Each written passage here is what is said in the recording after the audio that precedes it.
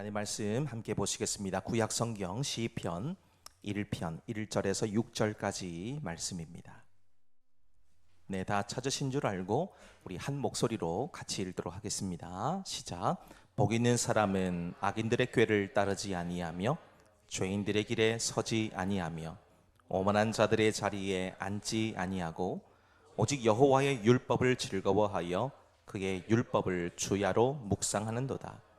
그는 시냇가에 심은 나무가 철을 따라 열매를 맺으며 그 잎사귀가 마르지 아니함 같으니 그가 하는 모든 일이 다 형통하리로다. 악인들은 그렇지 아니하며 오직 바람에 나는 겨와 같도다. 그러므로 악인들은 심판을 견디지 못하며 죄인들이 의인들의 모임에 들지 못하리로다. 무릇 의인들의 길은 여호와께서 인정하시나 악인들의 길은 망하리로다. 아멘. 네, 우리가 삶을 살아가면서 끊임없이 찾고 있는 것이 한 가지가 있습니다.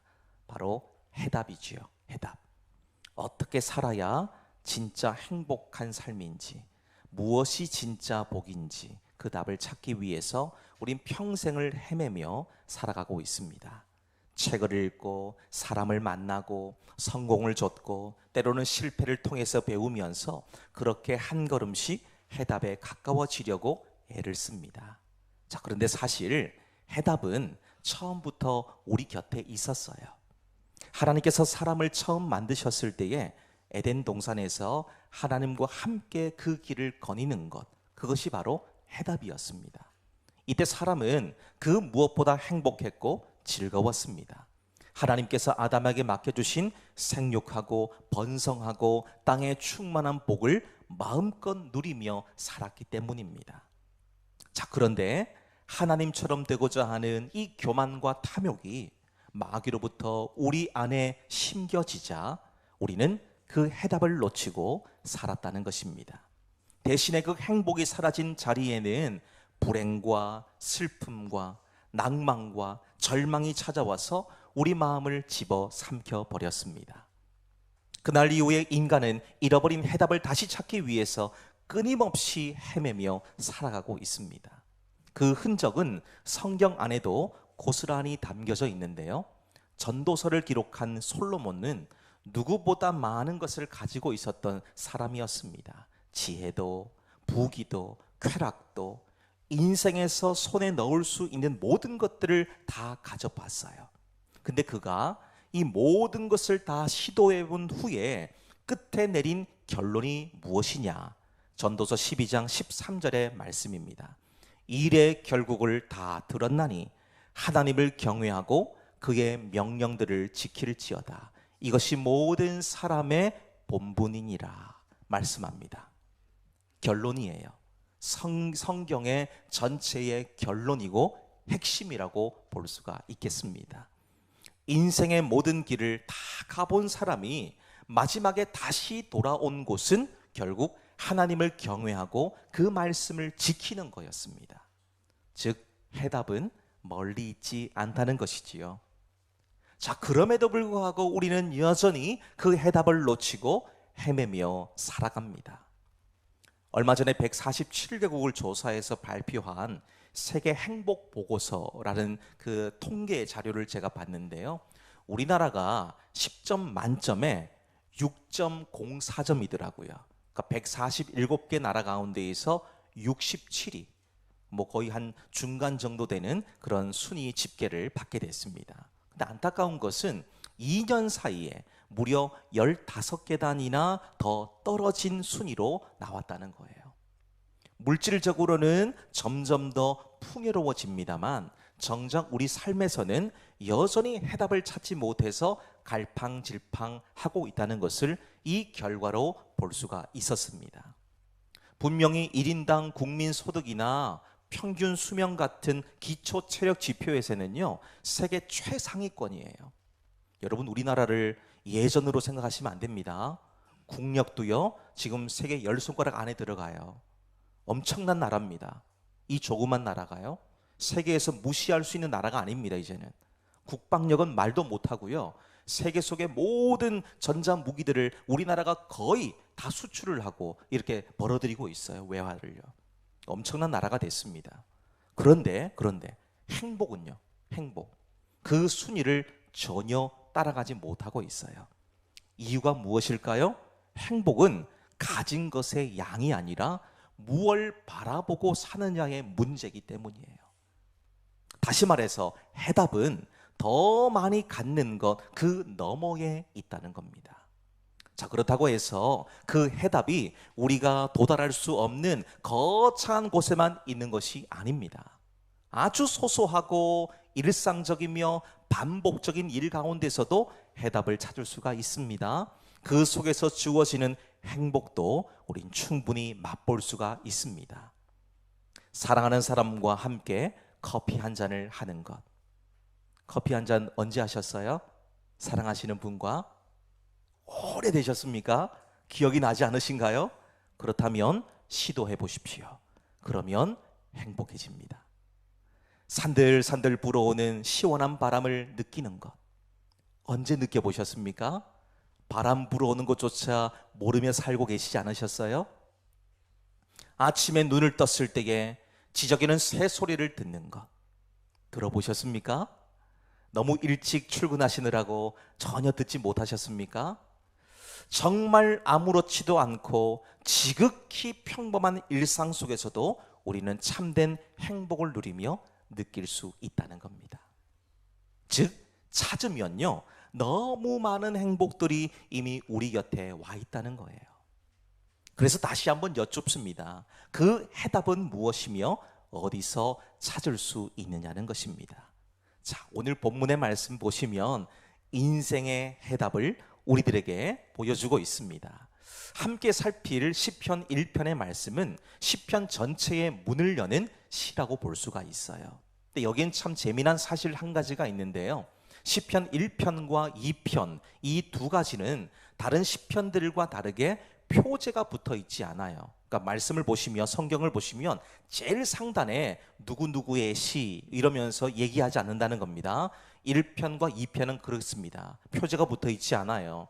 그래서 학자들은 1편과 2편이 처음부터 한 쌍으로 묶여져서 시편 전체를 여는 대문 역할을 하도록 편집되었다라고 얘기합니다. 그러니까 실제로 유대 전통인 탈무드나 구약을 헬라어로 번역한 70인역의 성경을 보면 이 두 편을 하나로 묶습니다. 자, 그러면서 첫 마디를 이렇게 던지지요. 복 있도다. 이 복 있도다 이 말이 다른 말로 하면 행복하도다 그런 말이에요. 행복하도다. 그럼 뭐가 행복하냐는 거예요, 도대체. 뭐가 행복이라는 거냐, 이 얘기를 우리가 할 수밖에 없지 않습니까? 첫 문을 여는 그 관문부터 행복하도다라고 고백을 합니다. 자, 흥미로운 것은 이 해답이 시편 1편 한 편으로 완성되지 않는다는 거예요.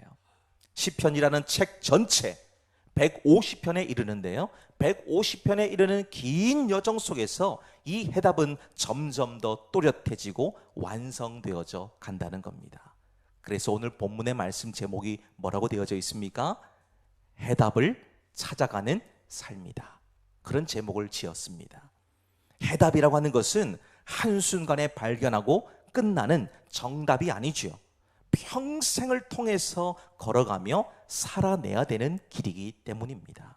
그래서 오늘 본문의 말씀이 열어주는 성경적인 대안과 해답이 뭔지를 우리가 함께 살피면서 주시는 은혜를 나눌 수 있도록 하겠습니다. 자, 본문의 말씀으로 다시 한번 돌아가 보겠습니다. 자, 1절과 2절의 말씀 함께 읽습니다. 시작.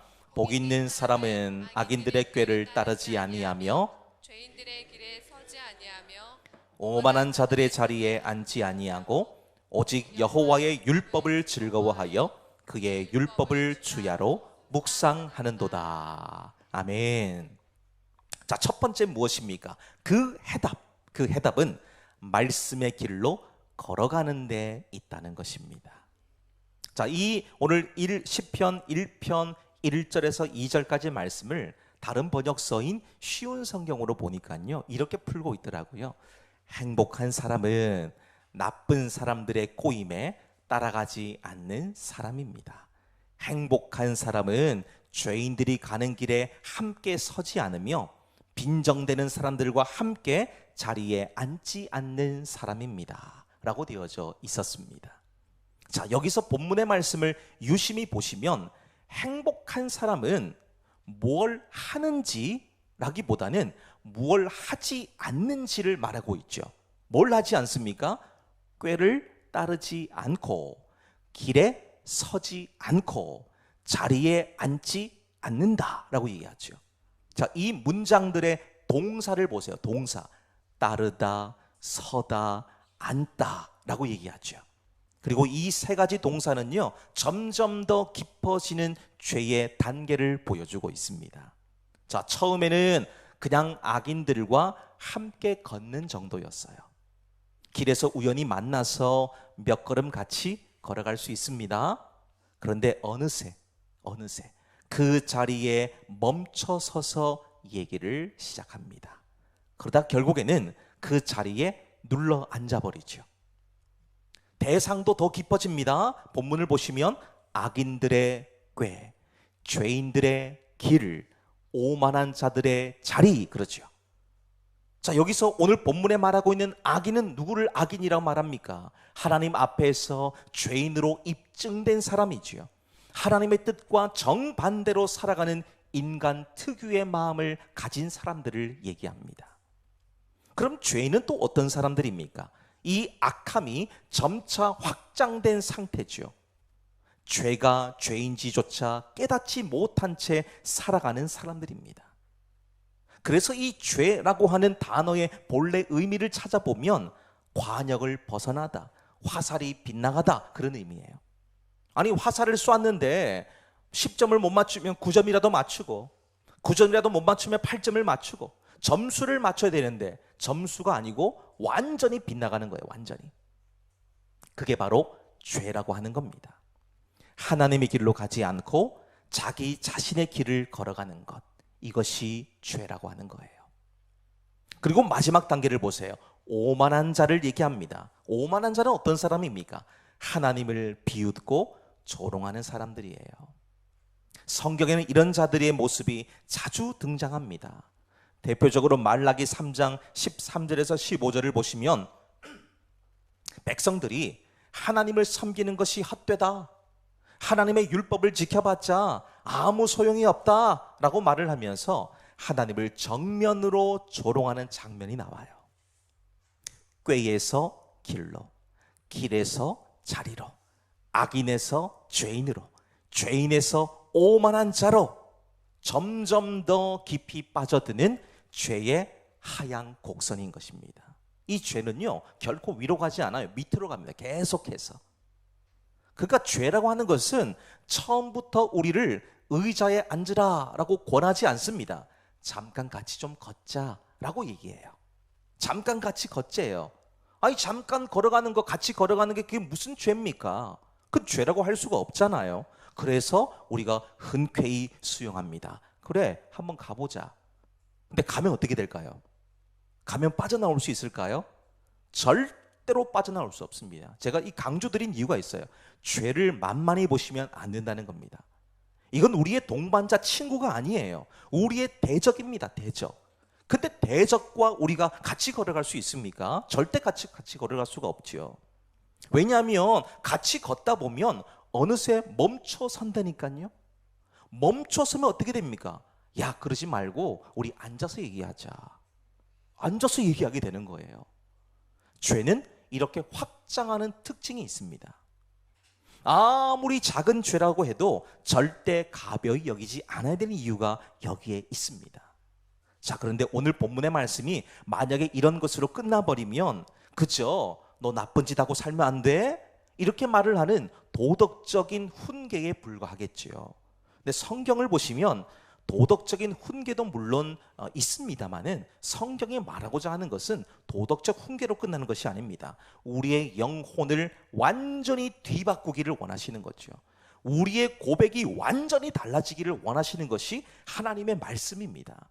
오늘 하나님의 말씀이 저와 여러분에게 들려져야 되는 이유가 뭘까요?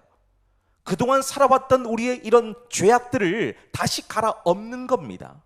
이걸 성경적 용어로는 기경한다는 겁니다. 기경, 땅을 갈아엎는 거예요. 오늘 이 시간에 주님 앞에 나와서 여러분들이 무슨 작업을 하셔야 될까요? 하나님의 곡괭이를 가지고 와서 여러분들의 단단히 굳어버린 마음의 밭을 다 갈아엎어야 되는 거예요. 다 갈아엎어야 돼요. 그 놔두시면 안 됩니다. 놔두시면 땅이 썩어요. 땅이 썩습니다. 그래서 하나님 말씀으로 다 갈아엎어서 옥토밭이 되게 만들어야 돼요.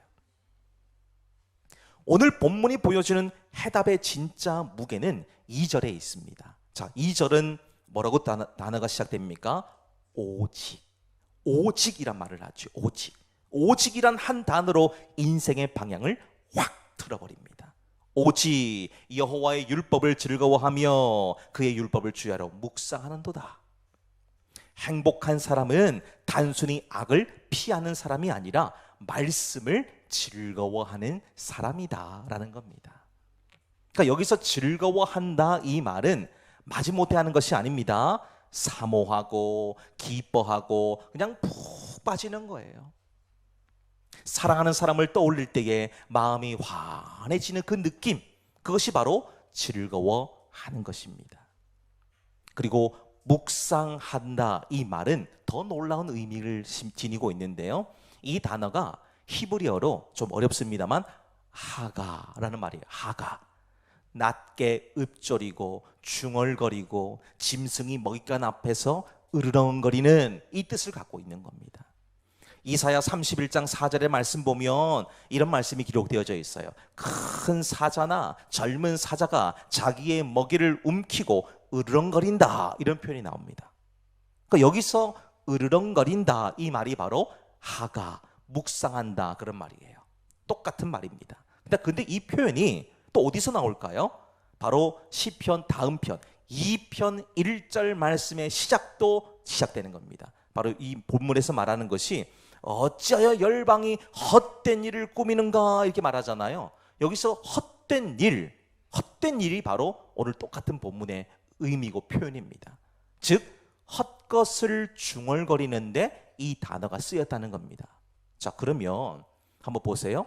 같은 입술인데 한쪽은 종일 말씀을 읊조리고 말씀을 읊조리면서 하나님을 찬양하고 경배하는데 다른 한쪽은요 종일 헛것을 읊조리는 거예요.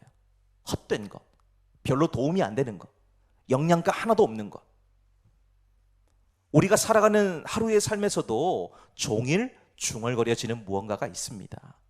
무엇이 여러분들의 입술에서 중얼거려지고 있는지를 돌아보시기를 바라요.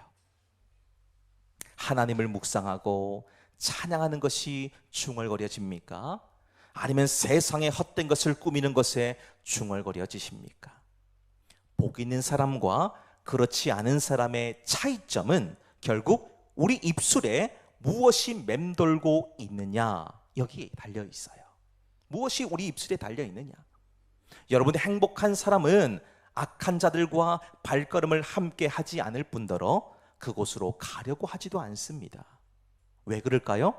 행복의 원천이 하나님께 있음을 알기 때문입니다. 그렇기 때문에 다른 길로 가려는 시도조차 하지 않아요. 이미 해답이 말씀 안에 있는데 어디서 진리를 찾을 수 있겠습니까? 진리는 하나님의 말씀밖에 없습니다. 그래서 오늘 시편 저자도 2절 말씀에서 오직이라는 단어를 쓰고 있는 겁니다. 자, 그럼 두 번째 보실까요? 그 해답을 따라 사는 사람에게는 어떤 일이 일어날 것인가? 자, 3절의 말씀입니다. 함께 읽겠습니다. 시작. 그는 시냇가에 나무가 철에 따라 열매를 맺으며 그 잎사귀가 마르지 아니함 같으니 그가 하는 모든 일이 다 형통하리로다. 아멘. 자, 두 번째입니다. 그 해답을 따라 살아가는 사람에게 어떤 일이 있느냐는 것이지요. 그 해답을 따르면 가뭄에도 마르지 않는 형통이 있다는 것입니다. 형통. 우리가 여기서 그냥 지나치면 안 되는 단어가 바로 심다라는 말이에요. 심다. 이 그냥 씨를 뿌려서 자란 나무가 아니고요. 옮겨 심고 이식한 나무라는 뜻입니다. 자, 즉 누군가가 의도적으로 정성껏 그 나무를 물가로 갖고 와서 심었다는 거예요. 나무가 한 개 있습니까? 없습니까? 나무는 아무것도 한 게 없어요. 그저 가만히 있었는데 누군가가 와서 뿌리채 뽑아가지고 그냥 옮겨 심었다는 겁니다. 이게 오늘 본문의 표현에서 심었다 이 표현입니다. 심었다. 그리고 시냇가라는 단어도 보시면 단순한 개울이 아니고요, 물이 마르지 않도록 일부러 끌어온 물길을 얘기하는 겁니다. 그러니까 관계수로를 얘기하는 거예요. 다 이게 홈을 파서 물을 끌고 들어와서 이제 거기다가 물을 웅덩이를 가두게 만드는 그런 것을 얘기하는 겁니다. 아무것도 없는 척박한 광야 한복판, 사방이 완전히 메말라서 먼지가 풀풀 날리는 마른 땅을 한번 생각해 보시기를 바랍니다.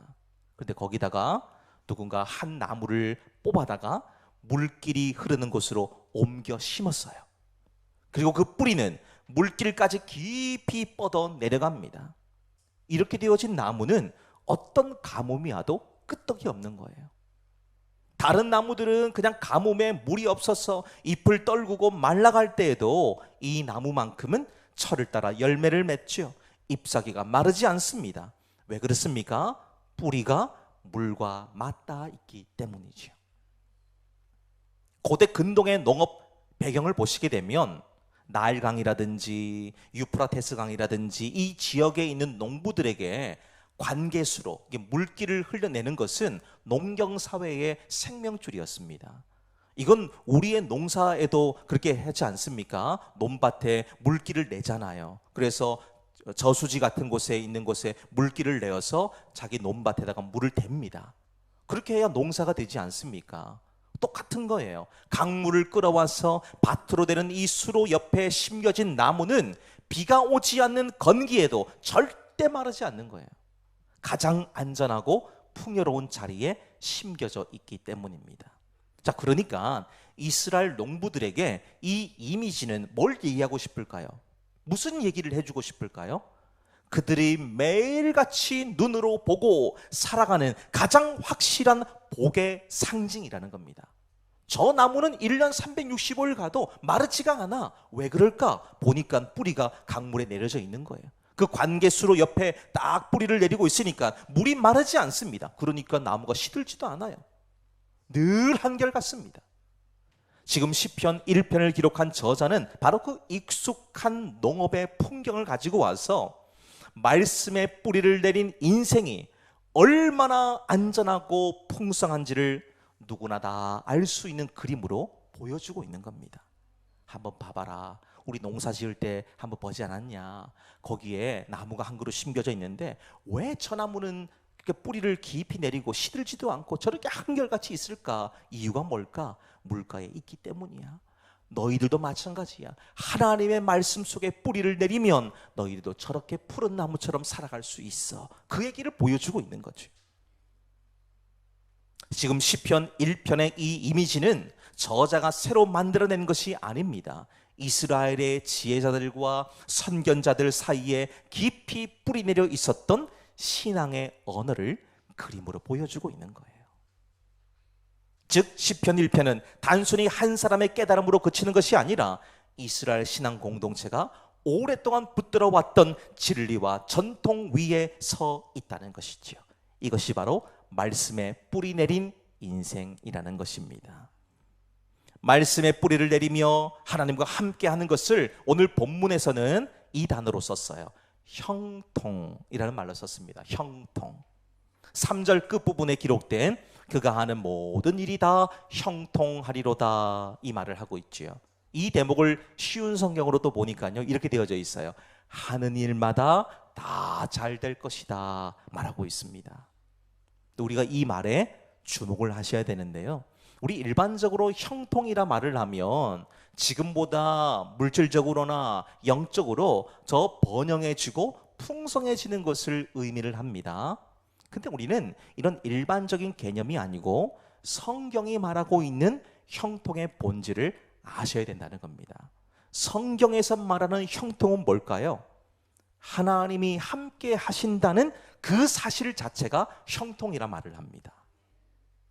대표적으로 여호수아서를 볼 수가 있는데요, 여호수아 1장의 말씀을 보면 하나님께서 이스라엘을 애굽의 노예 생활에서 구원해 내시고 광야 유랑 생활을 그치게 하셨습니다. 그러니까 하나님이 허락하신 땅, 곧 형통의 복을 허락하시기 위해서 그 일을 하신 거예요. 자, 그러기 위해서는 하나님께서 주신 땅으로 가고 그분이 정하신 길을 믿음으로 전진해야 되지요. 그래서 여호수아 1장 2절과 3절 말씀 보면 이렇게 말씀하고 있습니다. 이제 너는 이 모든 백성과 더불어 일어나 이 요단을 건너 내가 그들 곧 이스라엘 자손에게 주는 그 땅으로 가라. 하나님 지금 명령하시죠? 요단강을 건너서 가라는 거예요. 3절 내가 모세에게 말한 바와 같이 너희 발바닥으로 밟는 곳은 모두 내가 너희에게 주었노니 말씀하십니다. 자, 지금 하나님께서 여호수아에게 건너라, 가라, 밟아라 라고 말씀하시는 것은, 이 말씀하시는데 더 이상 광야에 머물러 있지도 말고 애굽으로 되돌아갈 생각도 하지 말고 오직 하나님이 예비하신 땅으로 앞을 향해 나아갈 때 뭐가 있다는 거야? 형통이 있다는 겁니다. 근데 형통의 길로 가기 위해서 하나님께서 여호수아에게 가장 먼저 하신 말씀이 있어요. 그건 바로 발이 아니라 입술의 묵상이 먼저였다는 겁니다. 여호수아 1장 8절 말씀 보시면 이 율법책을 내 입에서 떠나지 말게 하며 주야로 묵상하라 말씀합니다. 자, 그 말씀 이후에 9절 말씀 보세요. 강하고 담대하라. 내가 어디로 가든지 내 하나님 여호와가 너와 함께 하느니라 말씀합니다. 자, 뭐가 먼저예요? 하나님 말씀 묵상이 먼저입니다. 그 다음에 형통이 따라오는 거예요. 하나님의 말씀을 우리 심령 그릇에 잘 담아 놓으면 말씀이 나를 복의 길로 이끈다는 의미인 거죠. 그래서 우리는 이 주의할 것이 있습니다. 형통이라는 말을, 이 표현을 절대로 오해하시면 안 돼요. 이 말은 예수 믿고 살아가면 앞으로 아무런 고난도 없고 삶에 그냥 탄탄대로가 열린다는 말이 아닙니다. 하나님께서 여호수아에게 건너라, 가라, 밟아라 말씀하셔서 가나안 땅으로 이 사람들이 갔거든요. 근데 가서 보니까 어떤 일이 벌어지냐? 우기로 인해서 물의 수위가 최고조에 달해 있는 요단강을 만나게 된 거예요. 그럼 무슨 생각 들겠습니까? 강 앞에 딱 왔는데 강물이 그냥 엄청나게 빠른 속도로 흘러가고 물이 막 넘치기 일보 직전이에요. 무슨 생각이 드십니까? 한 사람도 여기 강을 건널 수 있을까요? 지금 남자 장정만 60만 명입니다. 거기다가 노인들, 아이들, 여자들, 짐승들 다 포함하면요, 뭐 수백만이에요. 수백만. 짐승까지 포함하면 그냥 수천의, 수천만의 사람과 짐승이 그 강을 건너가야 되는 겁니다. 근데 건너갈 수 있습니까? 불가능해요. 불가능합니다. 그리고 만약에 강을 건넜다고 한번 쳐보고요, 강을 건너갔는데 그걸로 끝납니까? 아니에요. 그들 앞에는 지금 또 다른 장벽이 있습니다. 바로 여리고 성이었죠. 이 성을 지나가지 않으면 가나안 땅으로 들어갈 수조차 없어요. 근데 제대로 군사 훈련도 받지 못한 이스라엘이 전쟁에 능한 가나안 사람들과 싸운다라고 하는 것은 계란으로 바위를 치는 것과 똑같다는 거죠. 그러니까 사람들이 그 강물 앞에서 얼마나 의문을 가졌겠습니까? 아니, 하나님께서 가라고 하시는 말씀에 순종해서 여기까지 왔는데 이게 뭐야 이게? 왜 이런 문제가 있지? 왜 이런 고통이 생기지? 왜 강을 건너지 못하도록 이렇게 넘실거리는 물을 우리에게 제공하시지? 도대체 하나님의 뜻이 뭐야? 라고 묻는 거예요. 오늘날의 언어로 바꾸면 이렇게 바꿀 수 있겠지요. 아니, 분명 예수 믿기만 하면 잘 된다고 그러고 부유하게 된다 그러고 병도 낫는다고 얘기하더니만 내가 그 말 믿고 신앙생활 열심히 하고 있는데 이게 뭐지? 왜 똑같지? 왜 변한 게 없지? 왜 일이 더 안 풀리는 것 같지? 그런 생각을 갖는 겁니다. 자, 이런 생각을 할 수 있기 때문에 오늘 형통이라는 말을 오해하시면 안 된다고 말씀을 드린 겁니다.